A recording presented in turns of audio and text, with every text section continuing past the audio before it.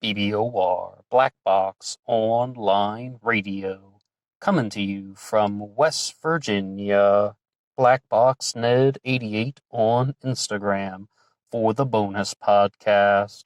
Well, it is October, and we're going to be doing some things that are going to get us in the spirit for Halloween. And one of the cases that we talked about earlier this year was involving an individual named Herb Baumeister, who was a serial killer known as the I-70 Strangler. Herb Baumeister lived in Indiana on a place called Fox Hollow Farm, and this became a very particular location in the ghost hunting world because Herb Baumeister went about his murders in a variety of different ways. And the first thing that he would do is he would discard the bodies of the victims along the side of the road, hence the name I-70 Strangler. But after the purchase of this estate, the Fox Hollow Farm, he began to pulverize the bones of the victims and scatter them throughout the property. And then this is the reason why Fox Hollow Farm in Indiana became a very notable location for ghost hunting, because many people believe that not only spiritual elements from the victims are present on Fox Hollow Farm, but even Herb Baumeister, the serial killer himself, can communicate with the ghost hunters, and that his presence is still there on the farm. However, we should say, though, that Herb Baumeister died from suicide. He committed suicide in Canada while he was on the run from investigators. If you would like to hear more about the overall story of Herb Baumeister and some more specific things about him as a serial killer, and less about the ghost hunting aspect of this, there's an episode in the description box here, our original upload on Herb Baumeister called Serial Killer Herb Baumeister, the I-70 Strangler. That is available in the description box. The best way you can support this channel is just by listening to some more of our content, never asking for any money. All you got to do is listen. If you like what you hear, you can share it with people on social media, but most importantly, just have a listen, and as always, you can like and subscribe. So in addition to going through that previous material that I mentioned for the upload in the description box, I was watching the documentary The Haunting of Fox Hollow Farm, which is available here on YouTube for free, and I gotta tell you, that one is tough to watch. Not because of the material in the documentary, it's just overloaded with advertisements. I mean, we're talking like every 90 seconds it felt like there was another advertisement. I would also like to give a big shout out to the 13 O'Clock podcast. I was listening to their stuff, and they did an episode on Herb Baumeister, and I also really liked that they did a one on BTK as well, and I saw that that was the next one that they had lined up, so I was listening to some of those things, because as a serial killer, Herb Baumeister reminds me a lot of BTK, Dennis Rader, because BTK had this system that he called cubing, where you show different sides of the personality at different times, and Herb Baumeister sounds like almost an exact replica of that system. And what cubing really would mean, if I understand this, is that when you're going to church, you act like a churchgoer. When you're at work, you act like a worker. When you're going shopping, you act like a shopper. When you're going out to kill people, you act like a serial killer. There's even a line about this in the movie American Psycho with Christian Bale. I know that's a fictional film, but he says, but really, I'm not there. And that reminded me so much of that, because it's like, just this person is just playing different parts at this time. It's not so much about wearing a mask and then there's this evil person behind it. It's rather quite to the contrary. Even that is just a different side of the cube, or like the pair of dice, as BTK's daughter called it. Like, you're just rolling the dice and then there are just 12 different possibilities that could come out. Like, once again, the person is just playing 12 different characters. None of them are necessarily the true persona. All of them are very real, but the person is just acting different in different ways at different times. And that's the way I think Herb Baumeister acted a lot, although he would do things that would be quite different. And we have an article here from the New York Daily News that even talks about how Herb Baumeister would kind of break from this whole role-playing and the whole concept of cubing, and he would go into just weird fits of humor, and he would do things like he urinated on his boss's desk as a prank, and people who knew him growing up just described him as an oddball who would also just break out into fits of weird humor, and there were definitely warning signs involving Herb Baumeister. But to talk about some of the things that make this location, Fox Hollow Farm, a place of ghost hunting, is that, as we said, he would pulverize the bones and spread them throughout the property. At one point, his son even found a skull on the property, and that he brought it back home, like he pushed a stick into the skull and carried it back. So says this New York Daily News article. And then his mother was quite shocked by it. And when she approached Herb Baumeister about this skull that was found on their property, what he said was that the skull belonged to his father, who was an anesthesiologist, that he had a skeleton kept in the garage from when his father was studying anatomy at medical school, and an animal must have gotten in and moved the skull to the other parts of the property. And on 13 o'clock, they were saying, well, his wife is so naive for believing that.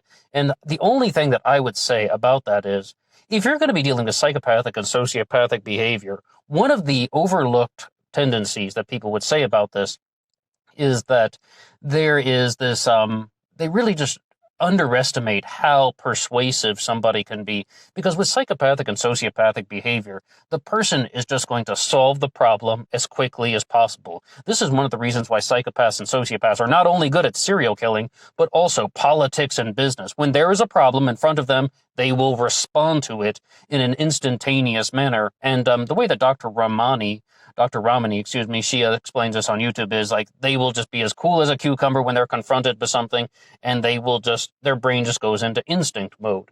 Now, to add some things in about that, when I'm watching this documentary on the haunting of Fox Hollow Farm, they got all of these EVP readings, and they're just making noises, and then the subtitles tell you, okay, that this is what the spirit is trying to tell us. I am never convinced by anything like that there are these actual ghosts here. What I find is so much more valuable in terms of ghosts in the spiritual sense and the paranormal sense is when one guy in this documentary, The Haunting on Fox Hollow Farm, is saying that ghosts can interact through the memories of the people who are still on Earth. And I thought that was like perhaps it's a profound statement when he is saying that maybe people on Earth are remembering something, and there's this connection between the spiritual entity and what the receiver, the person who is experiencing it, who is still alive, is saying, like somehow, some way that their memories of real people are being connected to this spiritual force. I would say that they reported two very specific incidents. One of them was a man was seen with no legs, and then wearing a red shirt, I believe. Like, this is like a ghost that has been seen on the property. And another one is a man who is walking around wearing no shirt and then just vanishes. Once again, walking around shirtless, and he just vanishes. I think that is somewhat, there's definitely things we can say about that, especially the shirtless man, because the way that Herb Baumeister would find his victims, the people who would go on to be murdered on Fox Hollow Farm, is he would go to the gay bars in Indianapolis, and he would start talking to men, and he would show them photos of his home, Fox Hollow Farm, and say, oh yeah, we purchased this property. And he would tell them about all the great things. And he would convince them to go back and have a drink with him at Fox Hollow Farm and give them a tour of the place. So it's really not only about the intoxication. It's really he wants to show them his home. And the last place he would bring them to would be the poolside. And there he would convince them to try sexual asphyxiation. And we're not exactly 100% sure, but it's possible that Herb Baumeister's first victim died on accident because they were genuinely doing sexual asphyxiation, and he strangled him too hard and he passed away, and then that was just a power surge that he could never get back. And like just that feeling of elation and intensity would never go away. But Herb Baumeister, if you're wondering like how he got away with this for so long, he would only do this when his wife and children were out of town. Now, in that New York Daily News article that I mentioned, it's called A Look Inside the Terrifying Walls of Fox Hollow Farm. Even if you don't believe in ghosts, there is no denying that a sinister pall hangs over this farm. On August 25th, about 24 avid ghost hunters are signed up for a visit on Fox Hollow Farm in Carmel, Indiana, about 20 miles from Indianapolis. And we should say that Herb Baumeister was operating in the 1990s, and the area was very, very secluded. That's another reason why it was so difficult to track people down. The excursion has been arranged by American Hauntings, a 25-year-old company that specializes in trips. Fox Hollow Farm ranks amongst its most popular destinations, said Troy Taylor, American Hauntings founder. 5 annual trips to the property sell out months in advance at a ticket price of $90. Oof, wow, it's expensive. $90 for this, huh? Fox Hollow is a beautiful 11,000 square foot Tudor style mansion with an indoor swimming pool, as we mentioned, and there are 18 acres around. The first sign of horror came in the fall of 1994 when Eric Baumeister marched to the mansion where he lived and he was carrying a human skull on a stick. And on 13 o'clock, they were just saying, hey, look, he found a human skull. Yeah, like people do, right? And they should not downplay that because so many true crime cases involve this, where somebody is stumbling upon bones in the woods. We even did an upload on this channel called The Decapitated, the Beaver County Jane Doe, where this guy gets off the school bus and he's walking home and he notices something in the woods, and it's actually a head of a woman where the eyeballs have been removed and little red plastic balls have been placed in place of the eyes. I mean, he just found this when he was walking home. And like the only comforting thing about that is the eyelids were closed when he stumbled upon this human head in the woods. So it was less traumatic for the kids, less horrifying, I would say that. But even the case of Amber Tucker, or the Highway of Tears, we've talked about as well. I mean, people just stumbled upon her remains, and like it was, even though there was a massive search for her, people just happened to find her by chance. People stumble upon skeletal remains all the time, and this just happened to be a little bit closer to home. But if we're going to go back to some of the discussions here about Herb Baumeister, they said that this time they got a license plate number and they found that Baumeister's car where he was registered, and this began a manhunt from the police to look into Herb Baumeister's whereabouts. The police became suspicious of his activities and they wanted to track him down. On the surface, Baumeister, age 48, seemed like an unlikely candidate for the role of a sexual serial slayer. He grew up in a comfortable home and seemed to have had a normal childhood.